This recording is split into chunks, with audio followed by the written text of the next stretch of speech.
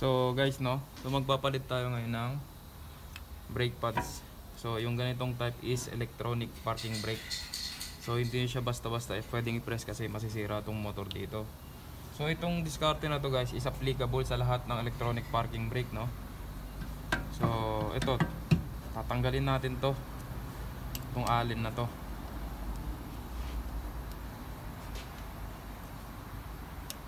So yung ibang ganito, tatlo yung allen. Itong Volkswagen na ginagawa natin ngayon is dalawa lang.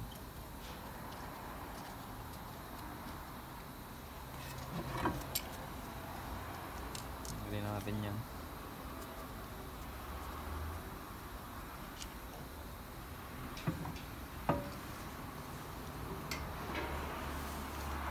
Ano?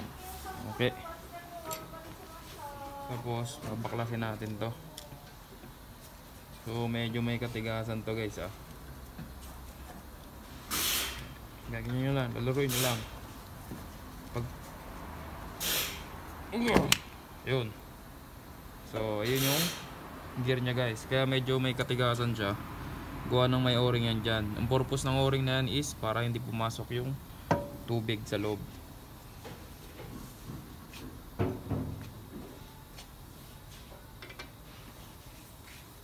So second, ito iikutin nyo to. Bago nyo i-press to, ikutin nyo to pa-clockwise. Hagad nyo muna.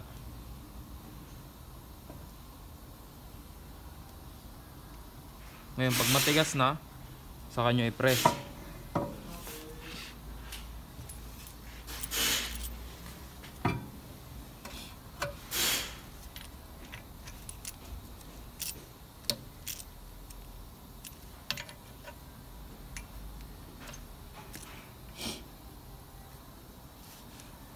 Press natin yan guys, ha. Yan, press natin. Pakikiramdaman nyo, pag tumigas yan guys, huwag nyong pipilitin. Ikot nyo ulit yung nasa likod. Yan.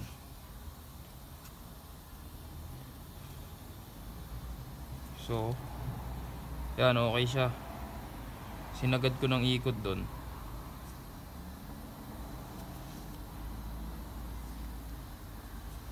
Yan, hindi siya tumigas guys.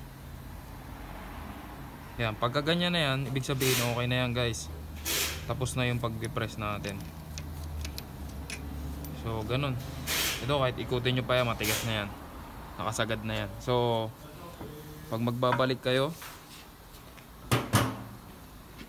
timano, ito, since tinanggal na natin, lulubricate natin, lalagyan natin ulit siya ng grasa. Then sasalpak nyo ulit. Pagkasalpak nyo, make sure na nakapasok ng maayos, kasi once na na-deform to, itong o-ring na to, masisira to guys. So yun lang yung diskarte guys, no, paano yung pag-depress ng electronic parking brake. So tatlong klase yan guys. Pwede tayong gumamit ng SST, yung scanning tool na ginagamit. Itong part na to, ito yung manual na ginagawa natin. Tapos meron pang may mga maintenance mode yung mga sasakyan, kagaya sa Mazda. May maintenance mode sila na ginagawa na kahit hindi mo baklasin to, mapipress mo yung piston. So another DIY guys, sa mga gusto mag DIY dyan. So yun lang guys, na kung nagustuhan nyo tong video na to, please like and share and subscribe sa aking YouTube channel, JBL Mechanic. God bless. So yun guys, no, since nagpalit tayo ng brake pad, nagpress tayo sa electronic parking brake. So confirm natin kung gumagana, kung okay yung pagkabalik natin. So tapak tayo ng preno. Yan. Tapos i-set natin yung parking. So narinig nyo yung tunog na yun guys. So yun, lumabas din doon sa board na naka-parking tayo.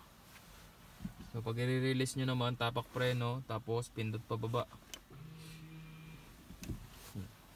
Nawala na rin doon yung letter P. So pwede i-start yung sasakyan.